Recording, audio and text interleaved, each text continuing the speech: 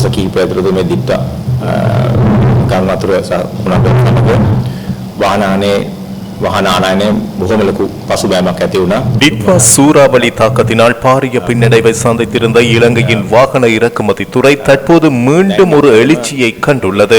எனினும் எதிர்வரும் ஏப்ரல் மாதம் முதல் அமலுக்கும் வரும் வகையில் புதிய வரி திருத்தங்கள் காரணமாக வாகனங்களின் விலைகள் மீண்டும் அதிகரிக்கும் சாத்தியம் உள்ளதாக இலங்கை வாகன இறக்குமதியாளர்கள் சங்கம் தெரிவித்துள்ளது. கொழும்பில் இடம்பெற்ற செய்தியாளர் சந்திப்பிலேயே இந்த விடயம் தெரிவிக்கப்பட்டுள்ளது. தற்போது சந்தையில் வாகனங்களை கொள்வனவு செய்வதில் நுகர்வோர் மத்தியில் அதிக ஆர்வம் காணப்படுகின்றது. இருப்பினும் 2026 வரவு செலவு திட்டத்தின்படி வாகனங்களுக்கான சமூக பாதுகாப்பு பங்களிப்பு வரி ஏப்ரல் மாதம் முதல் 2.5 வீதமாக அதிகரிக்கப்பட உள்ளது.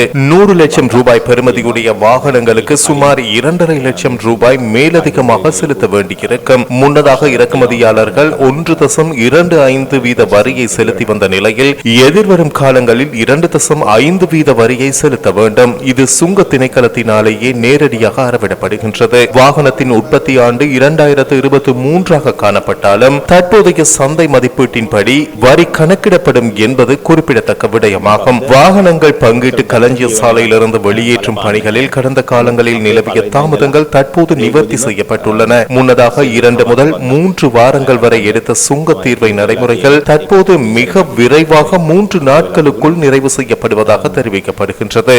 சுங்க திணைக்களத்தினால் பணிகள் விரைவுபடுத்தப்பட்டாலும் மோட்டார் போக்குவரத்து திணைக்களத்தில் வாகன பதிவு நடவடிக்கைகளில் பெரும் சிக்கல்கள் நிலவுகின்றன. வாகனங்களை பதிவு செய்ய 4 முதல் 5 நாட்கள் வரை தாமதமாகின்றது.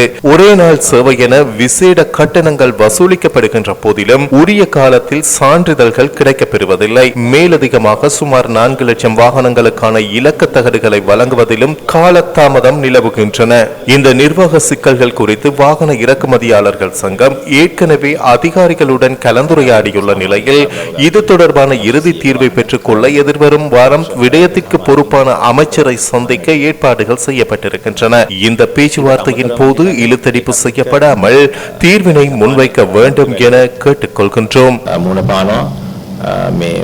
මෙතන තියෙන ප්‍රමාදය නිසා ඉතින් අපි මේ සම්බන්ධයෙන් ඊළඟ සුමානේ ඒ අංශභාර අමාත්‍ය තුමාත් හම්බෙන්න තමයි දාගෙන තියෙන්නේ. මේක ගැන කතා කරලා මේකට මොකක් හරි විසඳුමක් ලබා ගන්න පුළුවන්ද කියලා බලන්න.